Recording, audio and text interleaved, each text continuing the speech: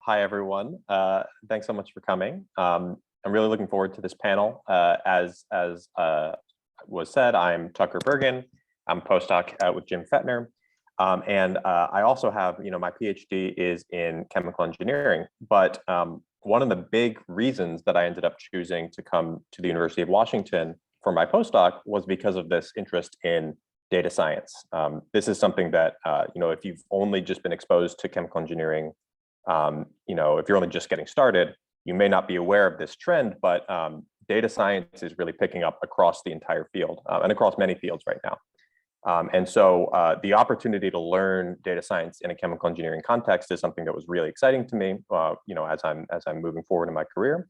And the University of Washington is, one of the leaders in that space. So I'm really excited to hear from, some of our alumni here in that respect. I think with that, I'll let them introduce themselves. So we'll just go in alphabetical order. You want to go ahead and get started, Nick? Hi, everyone. My name is Nicholas Iverson, class of 2016. After graduation, I went to a company called Capstone. It makes a suite of softwares that's used in industrial facilities for historizing and visualizing and manipulating data. So heavy in paper industry, heavy in oil and chemists, and just all over the place for general use, for them to be able to look at and troubleshoot their processes with that data. So I was an implementation engineer for a couple of years doing that, and now I live in Nuremberg, Germany, as a technical sales engineer. So as a technical resource for the sales team. Great, thank you. And next we'll have Kate. Hey, good morning, everyone. I'm Kate Schultz. I'm a data scientist at Pacific Northwest National Laboratory based out of Seattle. And I was class of 2017. So actually Elizabeth's very first class teaching. And I went on after graduating to get a master's in computer science, because at the time, there hadn't been options yet to take data science focused courses as an undergrad. I believe those are in place now. So, for me, my best option was really to go on and kind of learn those skills in grad school. And I just did a master's in CS with a focus in AI and data science.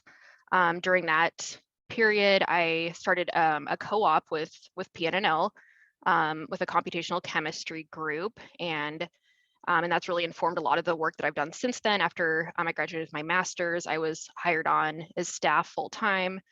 So I've done a lot of research and analysis and software development in the areas around like protein small molecule interactions, chemical space analysis, some related fields, moving in a little bit to computational toxicology as well. And applying AI and some other data science techniques in a lot of those areas. So I'm very happy to be here. Thank you.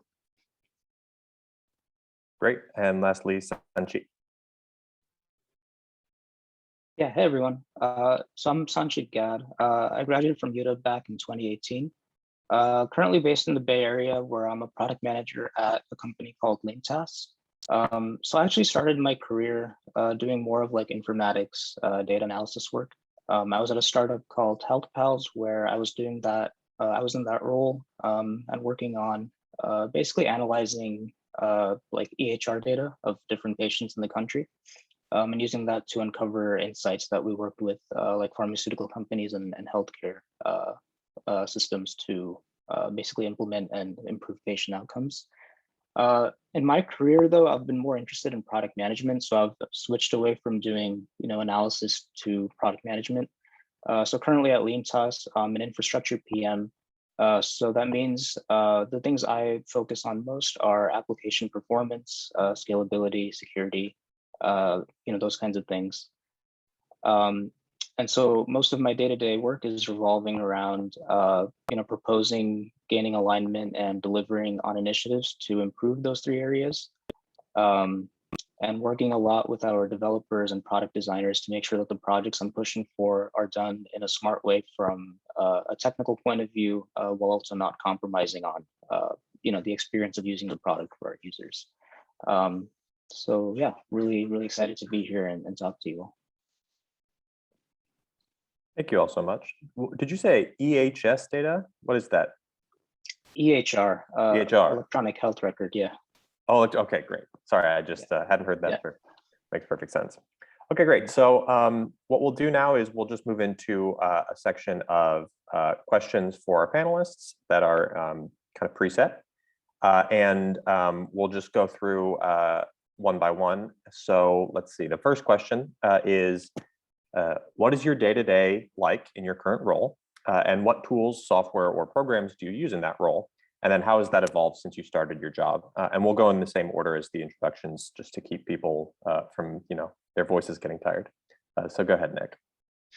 Right. So my day-to-day is typically, maybe, quarter events meetings where I might be talking to new customers and doing demos or speccing out, what a new sale is going to need.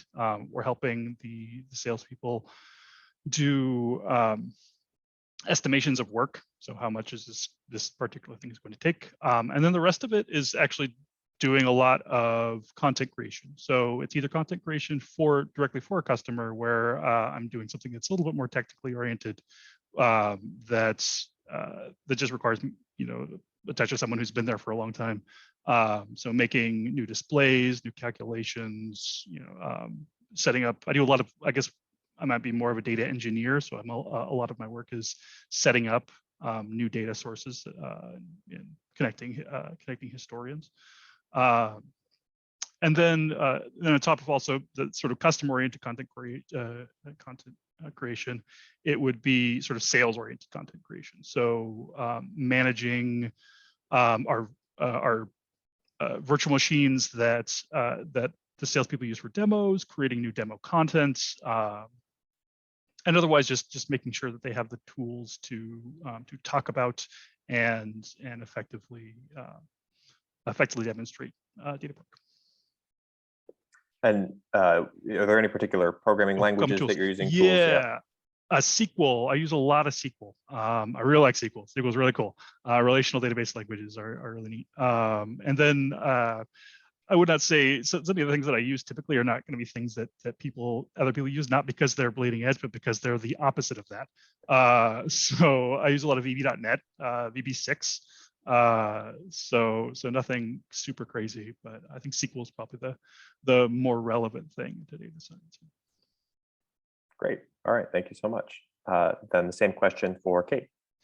Yeah. So my day-to-day revolves around, I certainly spend some time in meetings as well. So one thing about, working in a national lab is you collaborate with a lot of different groups, a lot of different people. So, on various projects, I'll be collaborating with, with different groups at the lab, but also with academic groups as well, a lot of those. So, and that's one of my favorite things about the job, actually, is all those different collaborations I get to work on. But that does, entail a lot of meetings for sure. Another thing I, spend time on is improving software or, workflows that I've been working on for data analysis, or, adding new modules on, for example. And I use Python too, by the way. And I use Jupyter Notebooks a lot too, as kind of a first step in that pipeline. And then working on publications too. That's something that from time to time, takes out a big chunk of my day-to-day. And then finally, I've kind of one thing that's new actually that I've moved into is working on grant proposals once in a while. So I actually just got my first big grant proposal funded, which is pretty exciting, but that took, time away from the technical work that I was doing before. So in some ways, that's my role is starting to evolve in that direction of doing a little bit less technical work and a little bit more sort of like PI type work. Yeah, it's very interesting the ways in which national lab work can seem very similar to academia in some ways with regards to publishing and grants. Absolutely. So definitely an interesting perspective. Thank you. And then last, will you answer the same question, please, Sanchit? Sure. Yeah, so I think similar to Kate, my days can be pretty meeting heavy. The thing with product management is that whenever product decisions are made, everyone kind of has a voice in the room. And my job as the PM is to make sure everyone's concerns and opinions are heard and accounted for. And so that can take on a bunch of different forms. Like, for example, if we're getting close to launching a feature, then it's going to be talking a lot with marketing to see how we're going to, market this new feature. Talking with our customer support team to see if there's any impact to how our users are already using the product. Daily collaboration with our software engineers and our designers to make sure that different features that are in progress are being developed correctly and being designed correctly. And then also a lot of time talking with our other product managers on the team to see that what we're developing in each of our own modules are, driving towards the core objectives of the company and also keeping in mind customer feedback. So spending a lot of time also thinking about how to build things that both are what customers want and what they've been complaining about, but also, does it meet the company objectives? So I would say that's most of my day typically. It's not uncommon to have like at least 3 to 4 hours of meetings a day out of like an 8-hour workday. So. And would you say that your role is more above the level where you would be using data science tools directly at this point? Yeah, so at this point, I don't really do any hands-on coding myself. The most I do is I also run a lot of SQL queries. But back when I was working more as like an analyst, used a lot of Python, specifically Pandas and PySpark, which are different. Pandas is like a package for like data analysis in Python, and PySpark is like a framework for analyzing and manipulating large data sets. And then also working a lot within the like AWS ecosystems, like spinning up different clusters and instances and running things on those instances. But I've kind of abstracted myself from all of that now, which is kind of what I wanted. I'm glad to hear that it's desirable. That's great. Yeah. Okay, great. So thank you all. So the rest of the questions, not all of the panelists have indicated that they wanted to field, but of course, if any of you have any thoughts during, that come up in the conversation, don't hesitate. So this question is for Nick. And the question is, how does chemical engineering inform your work now? Is there a single chemical engineering class, elective or core, that's strongly related to what you do? And then more broadly, how do the broader skills and approaches, such as thinking across scales, analyzing systems, designing or working within constraints, et cetera, that you learn as a chemical engineering student or from prior work experience, how do those inform your work now? So I wouldn't say anything in particular in terms of the chemical engineering classes I took really informs my work right now. In fact, most of Capstone actually for their implementation engineers typically hires mostly chemical engineers that don't know any programming. And the reason being is that we have the vocabulary to discuss and understand the types of problems that our customers have, which is just a very very broad subject. But in terms of the types of skills that I learned, mostly, and I'll thank Thermo in particular for this, but actually really almost all of my classes, was that working. I work a lot in situations where I don't necessarily know exactly what's going on. I'm confronted with new problems pretty much daily from customers that don't necessarily know what the problem is. They just know what it looks like. Especially since I work with a suite of software that people are using to view their data, but it might be connecting to all sorts of crazy things throughout the mill. They just see a problem come up there, but that problem might actually be sourced in all sorts of places. So being able to deal with not knowing very much and then trying to find that out, and being able also to pull out what isn't useful information and what is useful information from the problem at hand, and then use that to solve an issue.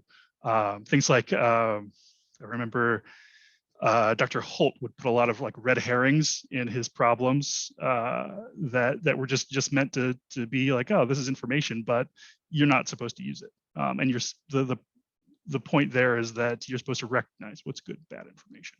And so that's really been something that I use a lot, especially most notably because a customer comes to you with a need with an immediate problem statement that may not actually have anything to do with their more fundamental need.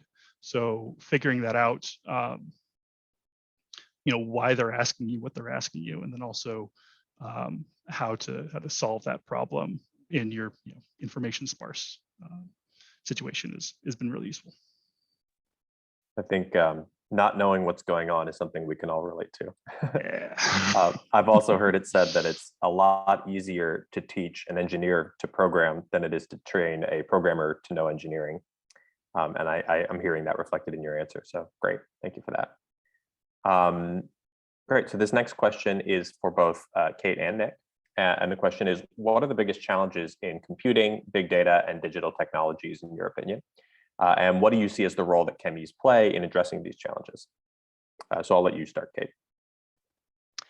Yeah, so I want to get a little bit heavy here right away and say that that bias in data and bias in algorithms is a huge problem here, and it's something that needs to be talked about more. I think there have been countless examples of people applying AI to solve all sorts of problems, and it turns out that the data set that was used was biased, and so they end up getting biased recommendations, all sorts of things. So there's so many different places where where human bias can enter into the pipeline, and so that's something that is really important to keep in mind when you are designing and implementing these pipelines. I really want to kind of hammer that home, and it's something that I do as a result think about a lot. And I guess moving away from that specifically, another problem that I run into a lot is is just scarcity of publicly available data. A lot of great data out there is proprietary, and especially if you're kind of working in this protein small molecule interaction space, drug companies have a lot of proprietary data there, and so that's something that can be kind of frustrating to deal with too, is just this data sharing thing that could really help advance the field forward much more quickly, but we're not able to do that due to so much of it being proprietary. And then another final challenge that I want to mention that's specific again to to this area that I work in with dealing with protein small molecule interactions is just that a lot of the sort of classical heuristic based like simulation approaches to that are very expensive, very computationally expensive, and they still have limitations. And so one of the kind of the exciting potential areas there is quantum computing, that there's hope there that can address some of those challenges, but that field is just not there yet. But I did, in my master's program, I took a quantum computing class, and that's something too where that's another area where I think ChemEs can really be useful, is kind of working at addressing a lot of those problems, and hopefully moving into spaces where quantum computing for a lot of this becomes more actualizable. This is a topic near to my own heart as well, this problem of the simulations just not being there yet. And it's an exciting time in any kind of computational science right now, because with computing of all sorts, not just quantum, but especially quantum computing on the horizon, things are getting so much faster. And what was possible yesterday may seem quaint tomorrow. And it's only going to accelerate. So very exciting stuff. Okay, great. And Nick, the same question. Yeah, actually piggyback on Kate's answer for a minute. Kind of what got me thinking on this was quantum computing. So generally, I'm not sure necessarily that, I think engineers as a whole, this is why you see finance people and people from all sorts of different industries at engineering fairs, is because engineers are really good about thinking about things. And so I'm not sure necessarily generally that a ChemE is going to be always more useful than someone else, except that chemical engineering is a type of engineering where very typically you're dealing with stuff that you can't see. Even people who say work in oil probably have never and will never see the inside of a distillation column. things like that. So there's a lot of imagination that goes on because you can't touch what you're talking about, or what what the theory is. These are thermodynamics that happen on a really small scale or something like that. So imagination is a really important skill that I think that chemies by necessity of their field have to have, and I think is really valuable for things like big data, where again you're dealing with stuff that you don't get to see, or is multi-dimensional problems that that you just can't visualize, but instead have to be creative with, and I think that's really valuable. In terms of like other challenges, typically I think about things, of course, in terms of my job and data engineering. And I'd say one of the biggest ones is accessibility versus security. So typically big data might be in the cloud or something like that. And that data, to be useful to people, needs to come out of the cloud and needs to go into somebody's computer. And so, all along the way, there are points of failure, there are points of attack. In computer science and security, they have the term of sort of the area that you put onto the internet that is attackable, and so there's always this interplay between making something very accessible to many people and also making it secure. That is a real problem, especially when you have large sets of data that are in the cloud or otherwise just aren't localized to a certain place. And finally, also in terms of building things, generality versus utility. So something that's very general that is going to be very useful to a lot of people, the more general you make it, typically the less useful it's going to be. But a lot of places are going to want something that just kind of hooks up without a lot of maintenance. And that's not always going to happen, right?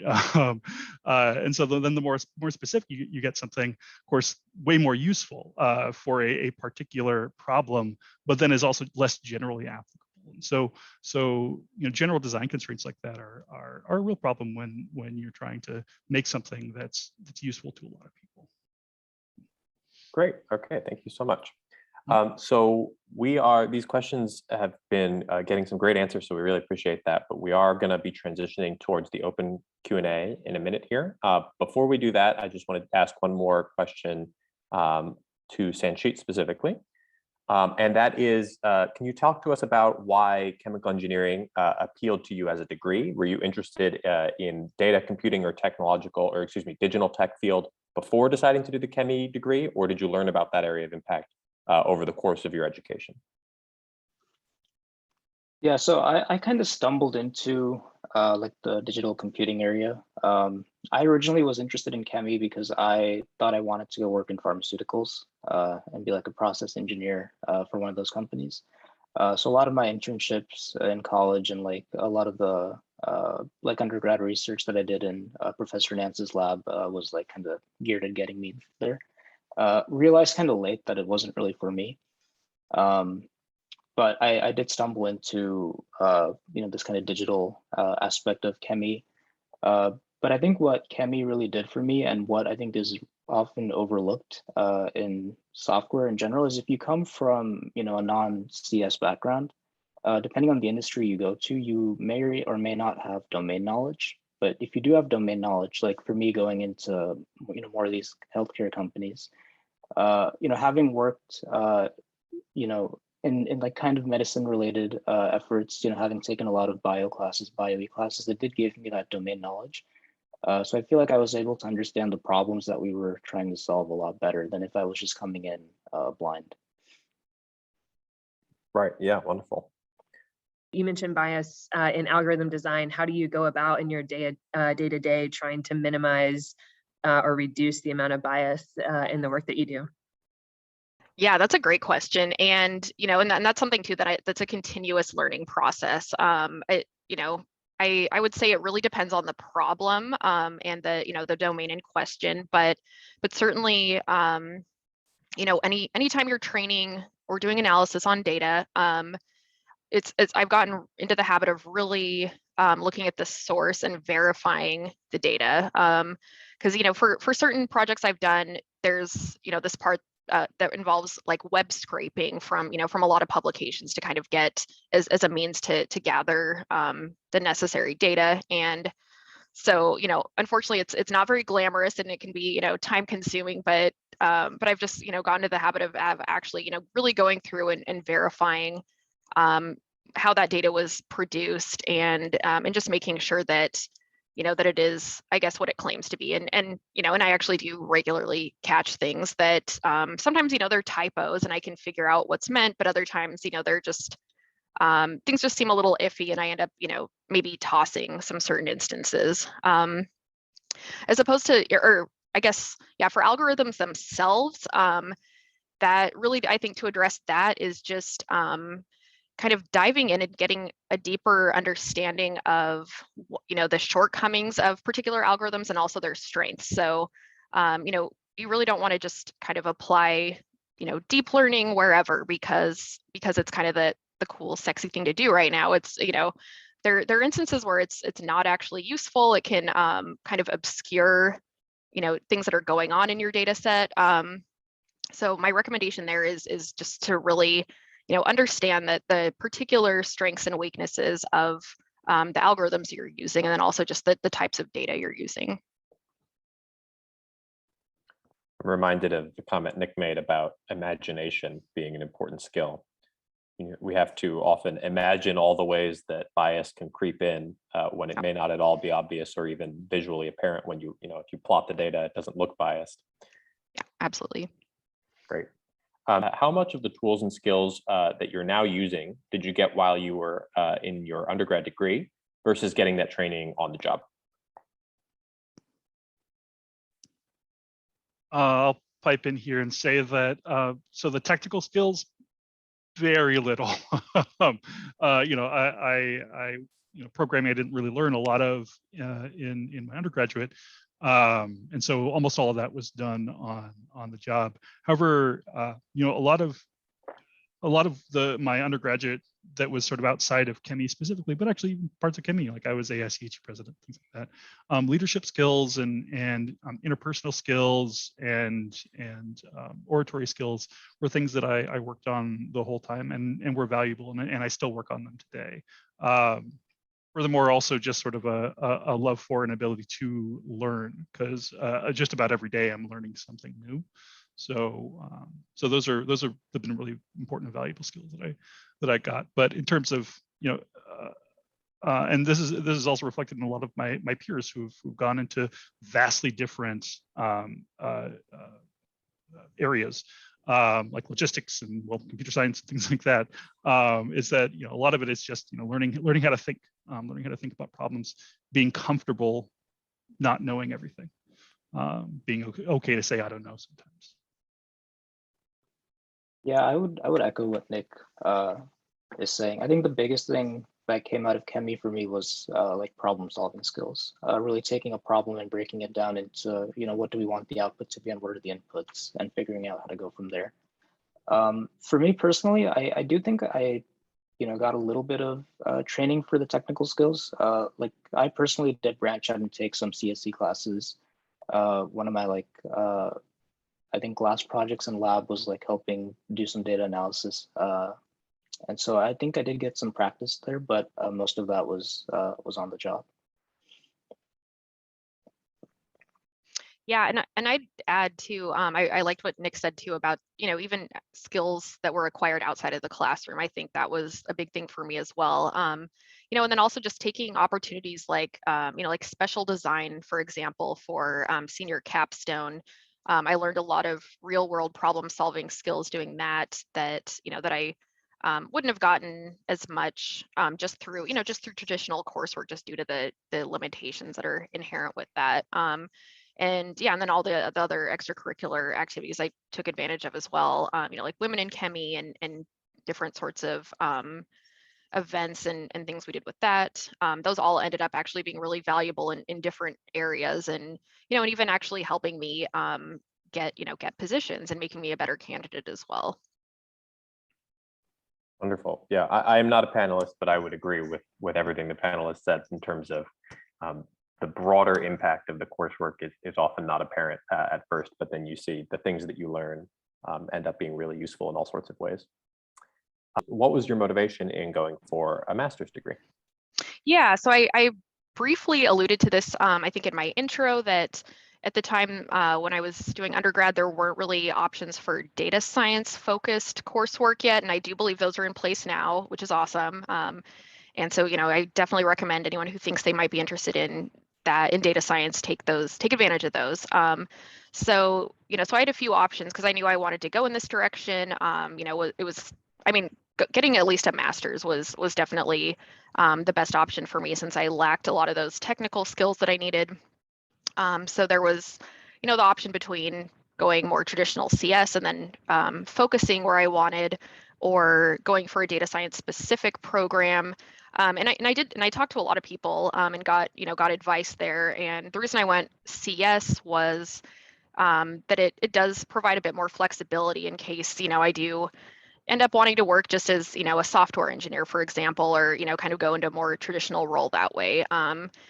Being data science focused specifically can narrow those opportunities slightly, but I was still able to obviously go into data science with a CS background, and then and I just gained a lot of other skills that have been useful in various ways too, from more classical CS focused classes. And then having that combination of backgrounds, the CS and the ChemE, really enabled me to pretty easily and quickly get a co-op in an interdisciplinary field that I was interested in working in, and really be able to make the most of that experience.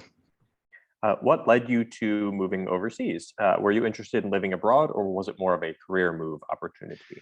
It was both. So as an implementation engineer, I had the opportunity to go to Europe a few times for customers and doing on-site visits.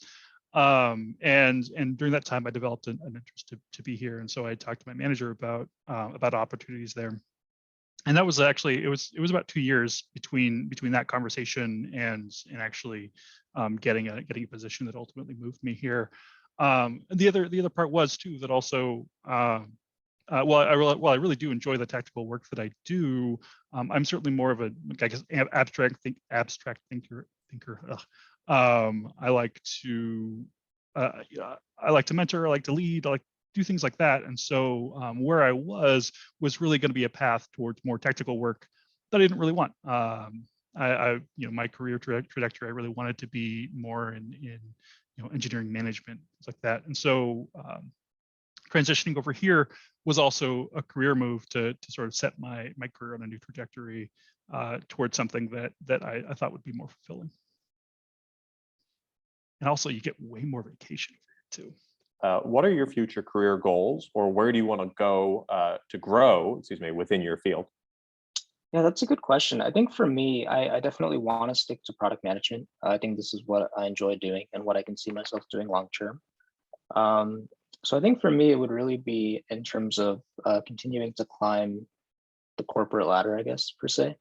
Would love to get to like the director level, director of product management, and really oversee, a product or a suite of product, and being in charge of the strategy for that.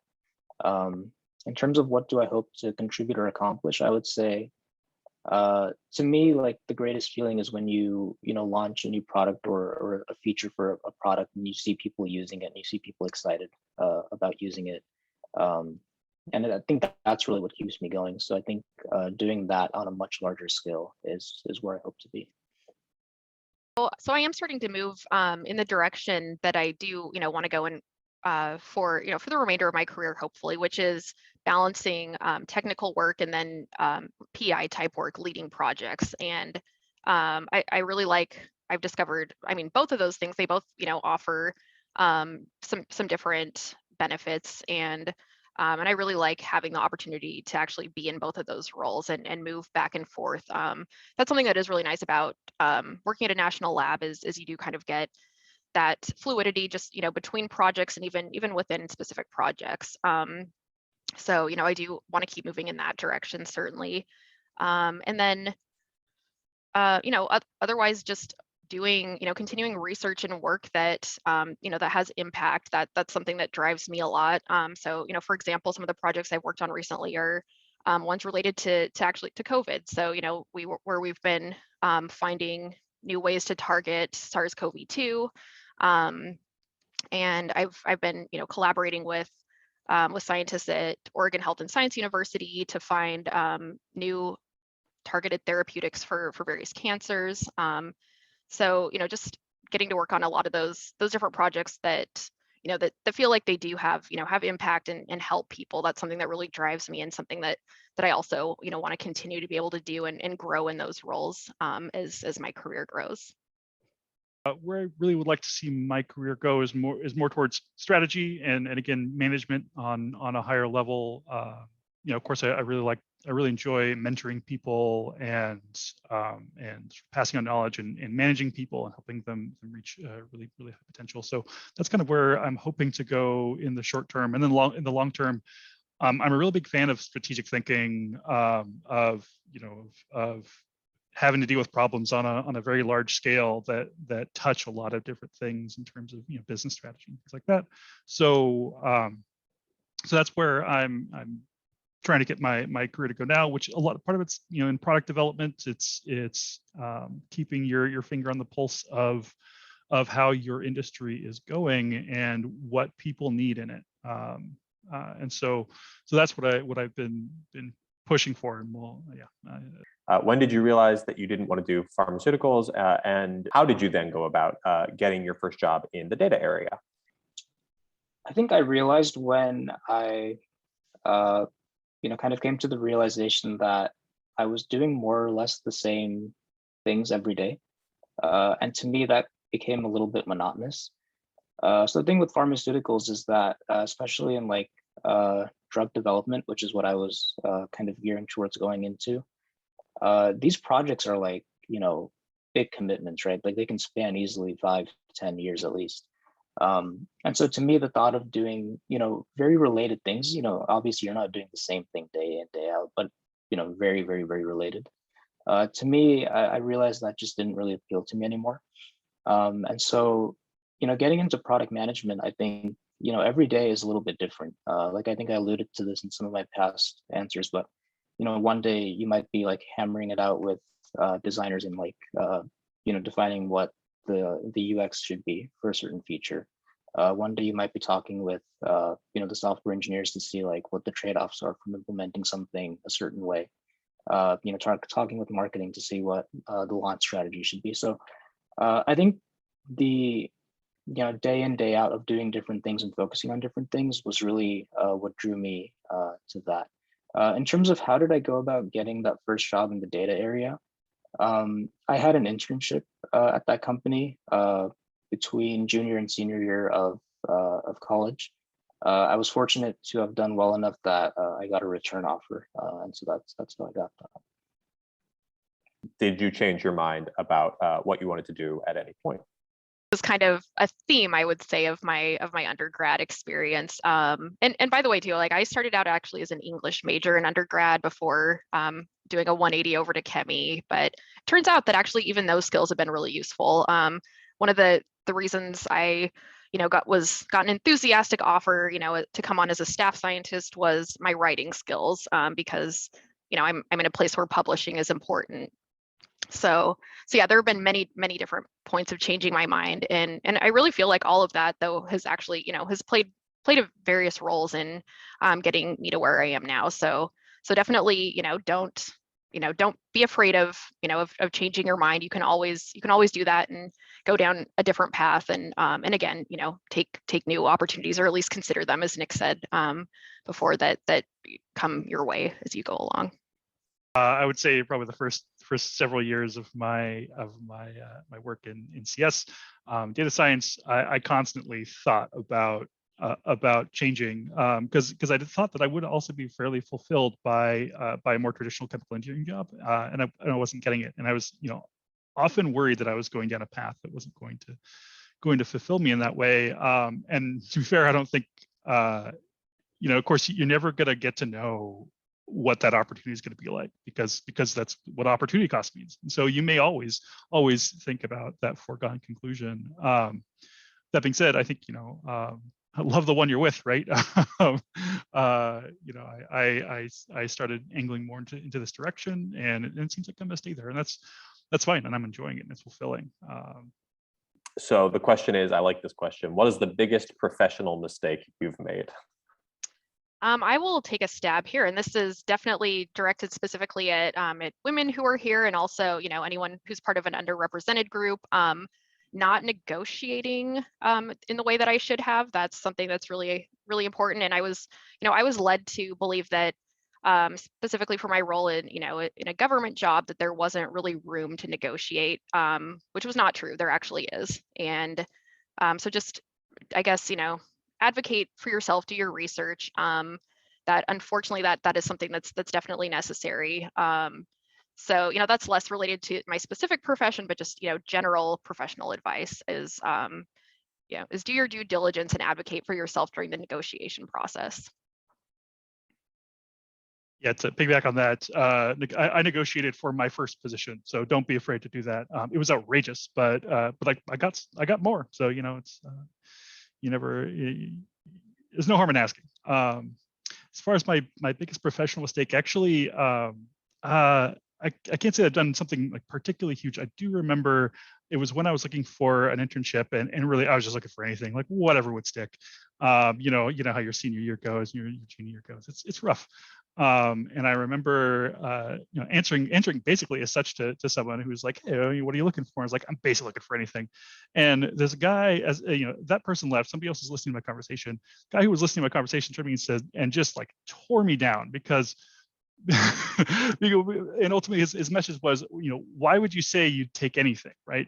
You should be talking about what you want from them, or like why you want to work with them or for them or in their field, not just thrown out there. That's nobody's going to bite on that, right? Yeah, so that was a really useful piece of advice. I would say basically don't be afraid to, you know, make changes if you aren't being fulfilled at your current role or position. I think for me at my first company, you know, I was feeling like I wasn't really getting what I wanted out of it for a while. But I think I was just comfortable, right? I'd been there for a while, kind of knew the ropes, was kind of easy to just get by. But that wasn't good for anyone. So I would say, you know, it's okay to take yourself out of your comfort zone and push for something that you really want to do. We'll mention one more thing about negotiation too, is that, you know, everything is negotiable. And I think if anything about the last 2 years have taught us of pandemic life is that our relationship with work is often really unhealthy, and that we don't think enough about ourselves and our lives. And that's, you know, that's a lot what a negotiation can give you. That's you, you know, you telling someone else what your needs are and setting boundaries for yourself. And those are really important. And yeah, every opportunity you get to do that, you should. That's right. Okay, so we are out of time. So thank you, panelists, all for these really engaging discussions.